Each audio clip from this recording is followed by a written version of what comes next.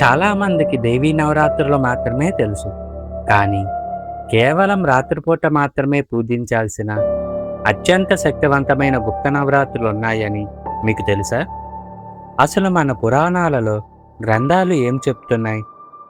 శ్రీ లలితాదేవికి సైన్యాధ్యక్షురాలైన వారాహీదేవిని ఈ ఆషాఢ గుప్త నవరాత్రుల్లో పూజిస్తే ఎలాంటి కష్టాలైన క్షణాల్లో తొలగిపోతాయి.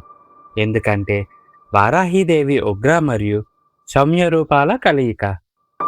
అసలు ఈ నవరాత్రులు ఎందుకు జరుపుకుంటారో పురాణాల్లో ఉన్న కథలను ఈరోజు మనం ఈ వీడియోలో వివరంగా తెలుసుకుందాం. అలానే ఇప్పటి వరకు మన ఛానల్ను ఇంకా ఎవరైనా సబ్స్క్రైబ్ చేసుకోకపోతే వెంటనే సబ్స్క్రైబ్ చేసుకోండి. ఆషాఢ గుప్త నవరాత్రుల్ని వారాహి నవరాత్రులుగా జరుపుకుంటారు. మన పురాణాలలో ముఖ్యంగా మార్కండేయ పురాణంలోని దేవీ మహత్యం, దేవీ భాగవతం మరియు వారాహ పురాణంలో వారాహీదేవి జన్మ వృత్తాంతం మరియు ఆమె ప్రాముఖ్యత గురించి స్పష్టంగా వివరించబడింది.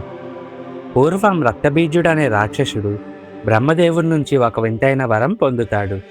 అతని శరీరం నుండి ఒక రక్తపు బొట్టు కింద పడితే ఆ బొట్టు నుండి అతనితో సమానమైన పరాక్రమం గల మరో రక్తబీజుడు పుడతాడు. ఈ వరంతో అతడు లోకాలను హింసించసాగాడు. అంబికాదేవి అంటే దుర్గాదేవి అతడితో యుద్ధానికి దిగినప్పుడు అమ్మవారి శరీరం నుండి శక్తులైన సప్తమాతృకులు ఆవిర్భవించారు. అందులో వారాహ ముఖంతో చక్రం, నాగిలి ధరించి ఉద్భవించిన శక్తియే వారాహిదేవి. యుద్ధంలో వారాహిదేవి తన కోరలతో రాక్షసులను చీల్చి చెండాడుతూ రక్తబీజుడి రక్తం కింద పడకుండా అడ్డుకొని అతన్ని అంతం చేయడంలో కీలక పాత్ర పోషించింది. మార్కండేయ పురాణంలో శంభ నిశంభులనే రాక్షసులను వధించే సమయంలో చండికాదేవికి సహాయంగా వారాహిదేవి తన వారాహ రూపంతో శత్రు సైన్యాన్ని తొక్కేస్తూ ముట్టుతో పొడుస్తూ సర్వనాశనం చేసినట్లు వర్ణించబడింది.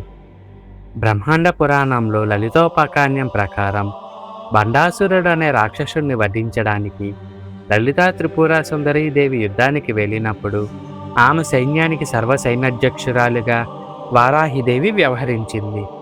లలితాదేవి రథానికి రక్షకురాలుగా, శత్రు వ్యూహాలను ఛేదించే శక్తిగా వారాహిదేవి నిలుస్తుంది. ఈమె సప్తమాతృకల్లో 5వది కాబట్టి పంచమీదేవి అని కూడా పిలుస్తారు. శత్రువుల నుండి రక్షణ కోసం, అంతర్గత శత్రువులైన కామ, క్రోధ, లోభ, మోహ, మద మాత్సర్యాలు జయించడం కోసం మరియు లౌకిక ఆధ్యాత్మిక ప్రగతి కోసం ఈ గుప్త నవరాత్రుల్లో వారాహిదేవిని ఆరాధిస్తారు. ముఖ్యంగా కాశీ నగరానికి కాలభైరవుడు కొత్వాల్ అంటే రక్షక అధికారి అయితే వారాహిదేవి ఆ నగరానికి ప్రధాన కావలి దేవతగా అంటే గ్రామ దేవతగా భావిస్తారు. కాశీలోని వారాహిదేవి ఆలయం చాలా ప్రత్యేకం. ఈమెను పాతాళ వారాహి అని కూడా పిలుస్తారు. ఈ ఆలయం భూగర్భంలో ఉంటుంది. సాధారణంగా ఈ ఆలయాన్ని ఉదయం పూట్లు చాలా తక్కువ సమయం మాత్రమే భక్తుల దర్శనం కోసం తెరుస్తారు. రాత్రి సమయంలో దేవి కాశీనగరాన్ని రక్షిస్తుందని, అందుకే ఆమెను రాత్రి వేళలో మాత్రమే పూర్తిగా ఆచరిస్తారని నమ్ముతారు. వారాహి అమ్మవారికి చాలా రూపాలు ఉన్నాయి. పురాణాలు మరియు మంత్రశాస్త్ర గ్రంథాలు ప్రకారం ముఖ్యంగా దేవీ భాగవతం, బ్రహ్మాండ పురాణం మరియు తంత్రశాస్త్ర గ్రంథాల ప్రకారం వారాహిదేవికి అనేక రూపాలు ఉన్నాయి. ముఖ్యంగా శ్రీ విద్యా సంప్రదాయంలో అమ్మవారి శక్తులు, ఆయుధాలు మరియు ఆమె చేసే పనులను బట్టి వివిధ రూపాలుగా వర్ణించారు. మహావారాహి అమ్మవారి మూల రూపం. జగన్మాత లలితాదేవి సర్వసైన్యాధ్యక్షురాలు. ఈ అమ్మవారికి ఉడకబెట్టిన బంగాళదుంపలు, చిలకడ దుంపలు, రవ్వకేసరి ముఖ్యమైన నైవేద్యాలుగా సమర్పిస్తారు. స్వప్నవారాహి సాధకులకు కలలో కనిపించి భవిష్యత్తును, జరగబోయే మంచి చెడులను సూచించే రూపం. అమ్మవారికి అల్లంగార్లు లేదా మినపగార్లు ముఖ్యమైన నైవేద్యాలుగా సమర్పిస్తారు. లఘువారాహి లేదా ఉన్మత్తవారాహి అత్యంత వేగంగా, సులువుగా ప్రసన్నమయ్యే సౌమ్య రూపం.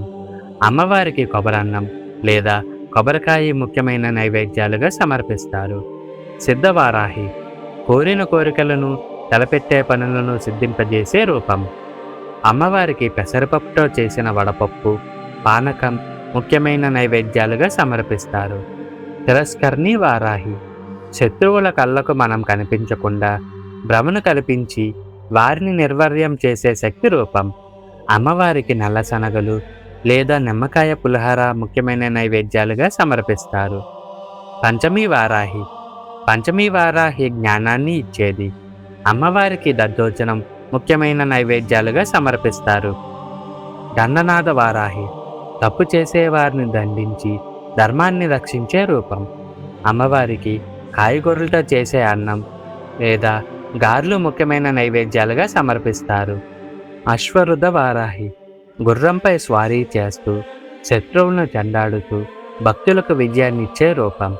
అమ్మవారికి చక్కెర పొంగలి మరియు వడలు ముఖ్యమైన నైవేద్యాలుగా సమర్పిస్తారు. సింహరుడ వారాహి సింహాన్ని వాహనంగా చేసుకొని సర్వశక్తులను ప్రదర్శించే ఉగ్ర రూపం. అమ్మవారికి చక్కెర పొంగలి మరియు వడలు ముఖ్యమైన నైవేద్యాలుగా సమర్పిస్తారు. ఇవి కాకుండా మత్స్యవారాహి చేపను చేతిలో ధరించిన రూపం. కిరాటి వారాహి వంటి మరికొన్ని రూపాలు కూడా ఉన్నాయి. సాధారణంగా దేవి ఒకటైన భక్తుల అవసరాలను బట్టి శత్రు వినాశనం కోసం ఆమె ధరించిన ఆయుధాలు, వాహనాలు ఆధారంగా వారాహి అమ్మవారికి ఇన్ని రూపాలు ఏర్పడ్డాయి. వారాహీదేవి ఉగ్ర మరియు సౌమ్య రూపాల కలయిక కాబట్టి ఈమె పూజలో నియమాలు చాలా ముఖ్యం. వారాహిదేవి రాత్రిపూట ఎక్కువ శక్తివంతంగా ఉంటుంది కాబట్టి ఈమె పూజను ఉదయం కంటే సూర్యాస్తమయం తర్వాత ప్రదోష కాలంలో లేదా రాత్రి వేళలో చేయడం అత్యంత విశేషమైన ఫలితాలను ఇస్తుంది. 9 రోజులు ఉదయం, సాయంత్రం ఆవు నెయ్యి లేదా నువ్వుల నూనెతో దీపం వెలిగించాలి. ఆవనెయ్య దీపం శత్రు నివారణకు మంచిది. వారాహిదేవికి పూజ చేసిన ప్రతిరోజు ఖచ్చితంగా తాంబూలం సమర్పించాలి. వీలైనంత వరకు లవంగాలు కలిపిన తాంబూలాన్ని ఇస్తే దేవి త్వరగా ప్రసన్నమవుతుందని నమ్మకం. పూజా సమయంలో బీజాక్షరాలతో పలికే వారాహిమాత స్వస్థం కానీ లేదా వారాహి గాయత్రి మంత్రాన్ని కానీ 108 సార్లు జపిస్తారు. నవరాత్రులు పాటించేవారు పూర్తిగా బ్రహ్మచర్యం పాటించాలి. మద్యపానం, మాంసాహారాలకు దూరంగా ఉండాలి. ఎవరిని నిందించకూడదు, అబద్ధాలు ఆడకూడదు. వారాహి నవరాత్రులు మొత్తం చేయలేని వారు కనీసం 5వ రోజైన పంచమి నాడు అమ్మవారిని భక్తితో పూజిస్తే పనుల్లో ఆటంకాలు తొలగిపోతాయని నమ్ముతారు.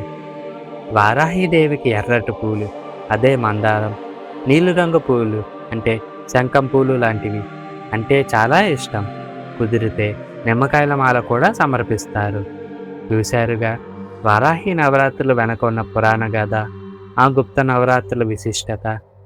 ఈ ఆషాఢ గుప్త నవరాత్రులలో మీరు కూడా అమ్మవారిని భక్తి శ్రద్ధలతో పూజించి ఆమె అనుగ్రహాన్ని పొందాలని మనస్ఫూర్తిగా కోరుకుంటున్నాం. ఈ వీడియో మీకు నచ్చితే లైక్ చేయండి, షేర్ చేయండి. మరిన్ని ఆధ్యాత్మిక గాథల కోసం మా ఛానల్ని సబ్స్క్రైబ్ చేసుకోండి.